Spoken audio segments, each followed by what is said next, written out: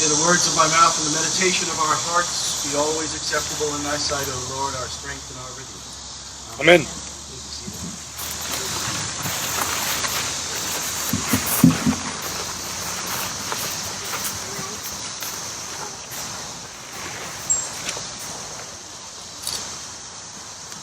It's not just an old covenant practice of sweating. It's a new covenant practice as well. So St. Paul tells Timothy to exercise himself unto godliness. So I think that qualifies. Well, I'm sure you are all familiar with the game of solitaire. Single person playing card game. I'm not referring to our current COVID quarantine status of our lifestyle right now. Although it often feels like that.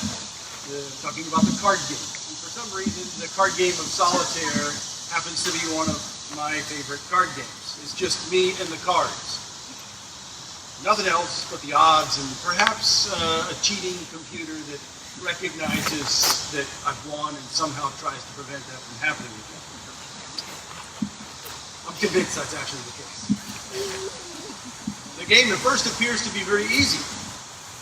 But the more you play, and especially the more you lose, the more you discover just how many potential pitfalls there are at every other move. It's a challenge to no one other than yourself. And either you fall prey to making a bad move or to chance, however you view that, or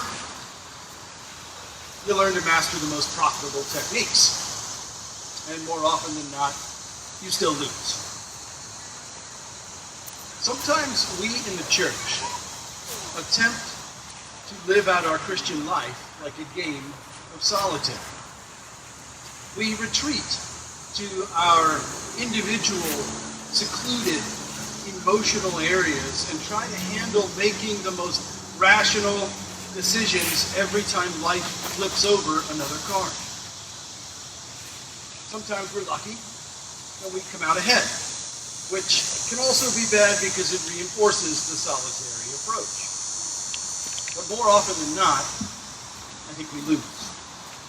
Despite our earnest individual efforts to master the one-on-one playing techniques of the Christian life, we often fall short of lining up all of the cards. In fact, if we stop to think about it, this is only scriptural. We should know that all our individual efforts in time and space will not amount to us acing this game. Perhaps that's why so much of the New Testament is written contrary to modern pseudo-Christian practice, to groups instead of individuals, to the gathered people called the church. And not just to one person like you or me, but to the entire collective body of believers. The messages of exhortation, praise, instruction, and so forth that were penned by the apostles and the New Testament writers were not intended to be handled exclusively by the individual, like a game of solitaire, apart from the rest of the body. They were intended to be handled, digested, and carried out by a collective people, together. A believing, spirit-filled, gospel-sharing group of men, women, and children who are together in life. In fact, that's one of the values of this church plan, that we are together in life. We recognize the need for and the value of having our lives closely knit together in this sense of interdependence as we all journey toward the promised land and carry out the mission of the gospel. In our epistle lesson last week from 1 Corinthians chapter 10, we find the church of Corinth, and by extension the church at large, being reminded of the Exodus journey. And Paul does this in the light of the Holy Supper, the highest expression of the corporate church. He begins with an eloquent way of saying, brothers and sisters, brethren, don't be stupid. I would not that ye be ignorant.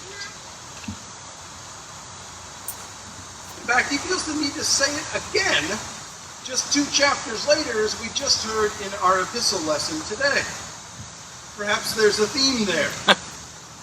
Perhaps St. Paul recognized the challenges that we face when it comes to understanding how to actually be a corporate people.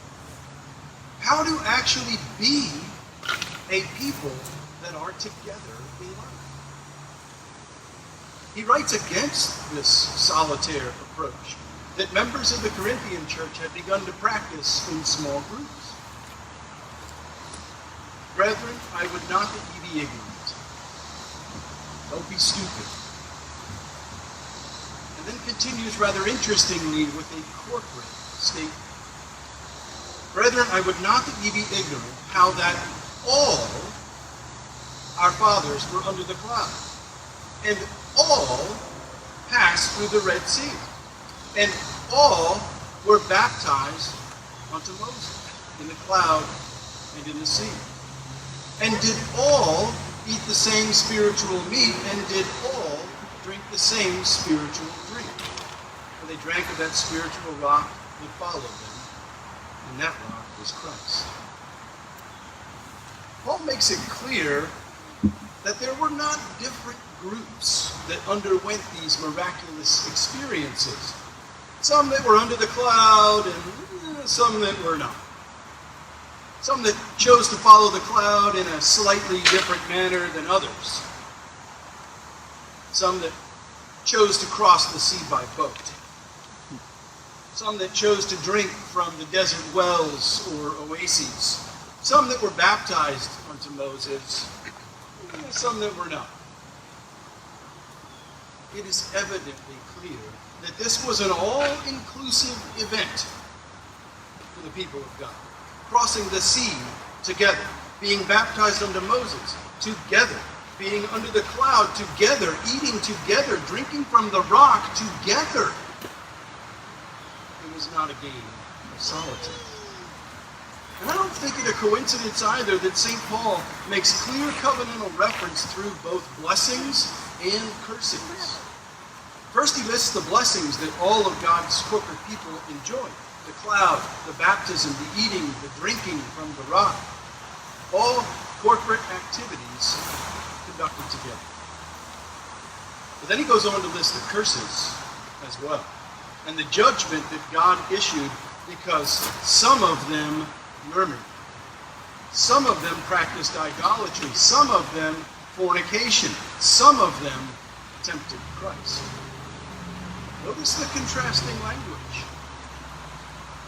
Not all of them, but some of them engaged themselves in such practices. God called all of them into one people and gave these corporate experiences to all of them. But they gave back to God something individual. Something that wasn't based on the principle of being together as his people. As the book of Judges says, each man was doing what was right in his own eyes. They were playing a game of solitaire in the Sinai wilderness. They chose to divide amongst themselves, to be apart from one another, to be apart from God's worship, to be apart from the life-giving laws that he gave to all of them.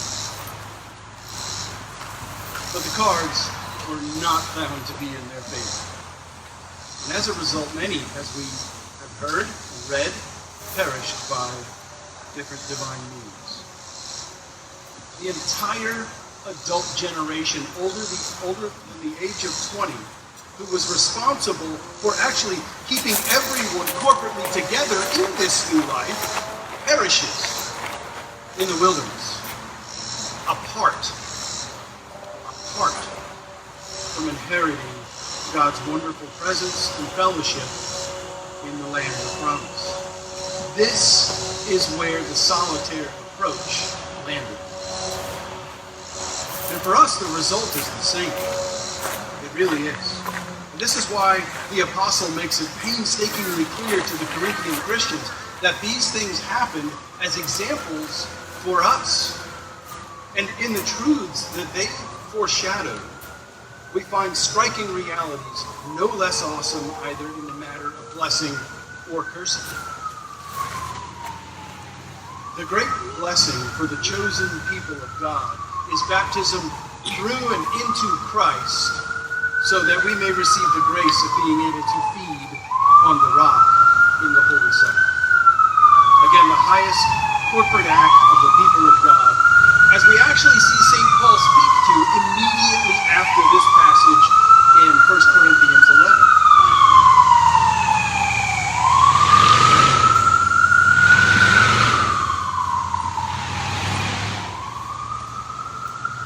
It's a good pause.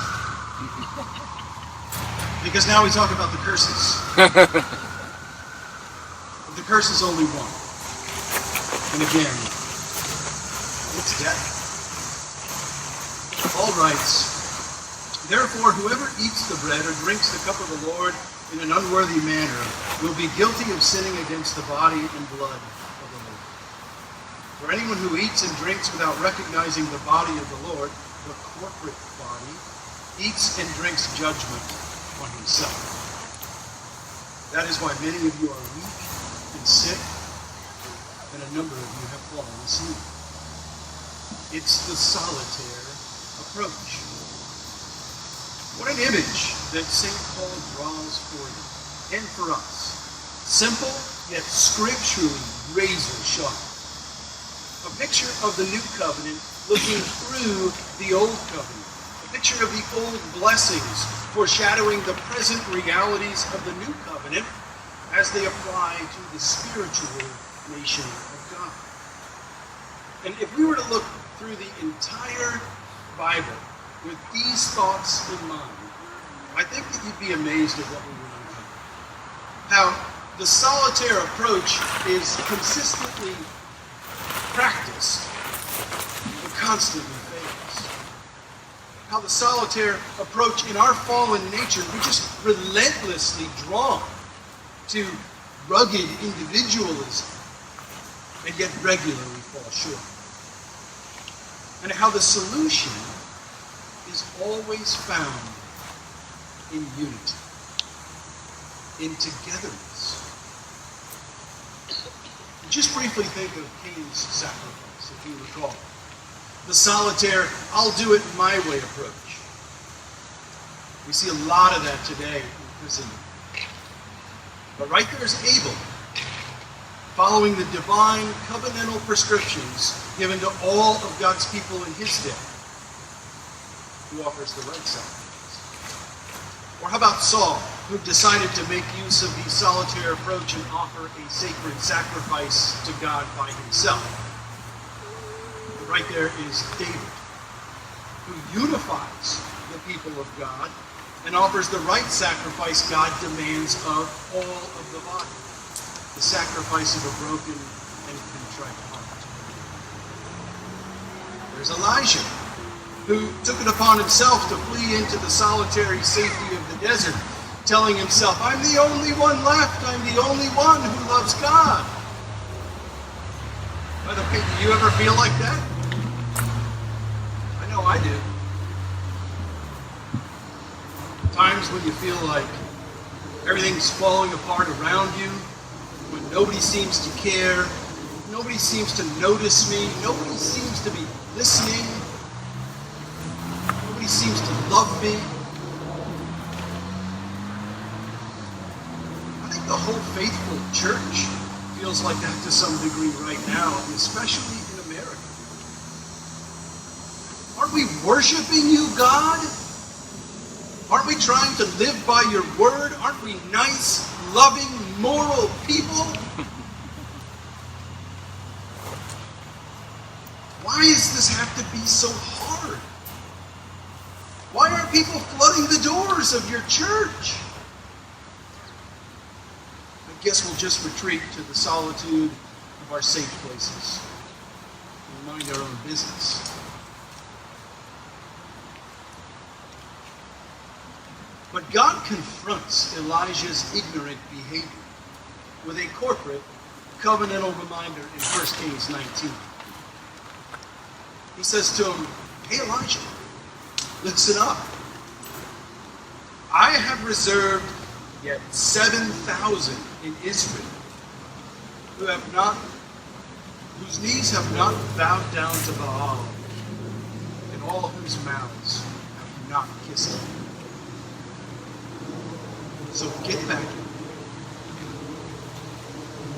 And we should not forget, of course, the Jericho incident. What a corporate deliverance there. And the deliverance under Gideon, another corporate event. You would think that with so many vivid images and examples, as St. Paul calls them, that we and all who call themselves Christians would get the point. That we were called to be part of something bigger than ourselves. We are called to be together. The aspect of being together in life is what enables us to function well with one another as the body, to know each other's struggles, to carry each other's burdens, to encourage one another, to rejoice and celebrate the gradual transformation each of us is experiencing into the likeness of Christ. But if we're not together in life, living one life as a body rather than many lives as individuals, if we take a solitaire approach, we, like the Corinthian church, will struggle. We'll struggle. We struggle in our families, we struggle in our marriages, we struggle in the church, we struggle as individuals. Life in the Church of God is not a game of solitaire. And we know it isn't any game at all. It's serious. Joyful, but serious. And those who would be partakers of the spiritual life found in the church must also be serious.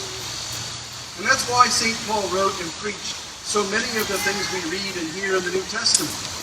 Because we, as individuals, playing it alone, we will ridiculously fall short of winning the prize. We will.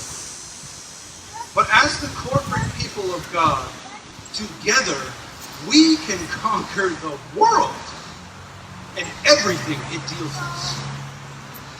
To the glory of Christ our King. He has told us that. As Christians, we are called to lay aside our tendencies to take the solitaire, individual approach. We're no longer to serve just ourselves, but rather to become part of a larger body that is working and moving toward one single cause for Christ. And make no mistake, each one of us has a part to play. We cannot go it alone. For we, as St. Paul says in today's epistle lesson from 1 Corinthians 12, are all members in the one Spirit, in the one body. Some are preachers, some are teachers, some evangelists, some counselors, some administrators, some caregivers, some leaders, some servants, some supporters. The list goes on.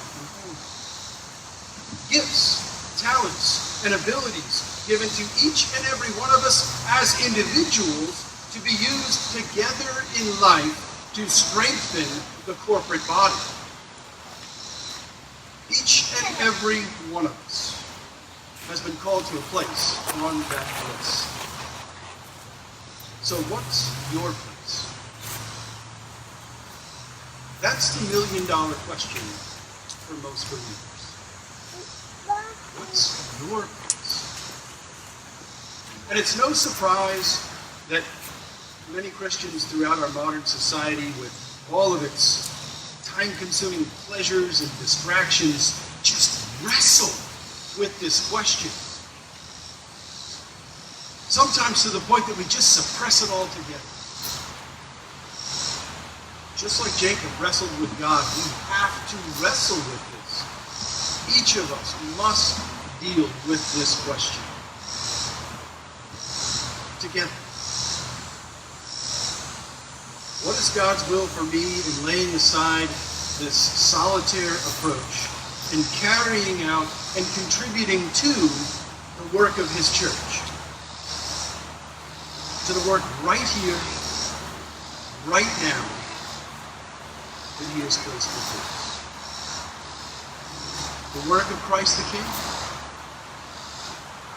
The work you may be involved in other parishes or in other parachurch ministries. It's work right here, right now. God has brought all of us together. Here.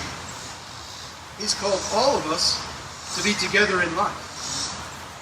And I'm confident he knows what he's doing, even when we struggle to know what role he's asking us to play. The beauty of being together in life is that we don't have to figure it out ourselves. God gave us each other. And we get to figure it out together. My prayer is that as we strive to be together in life, as we worship before his throne, as we commit ourselves to the spreading of the gospel, that God would reveal this to each and every one. And in so doing, may he bless the corporate work of this parish throughout all of his church and glorify his holy name. In the name of the Father, and of the Son, and of the Holy Ghost.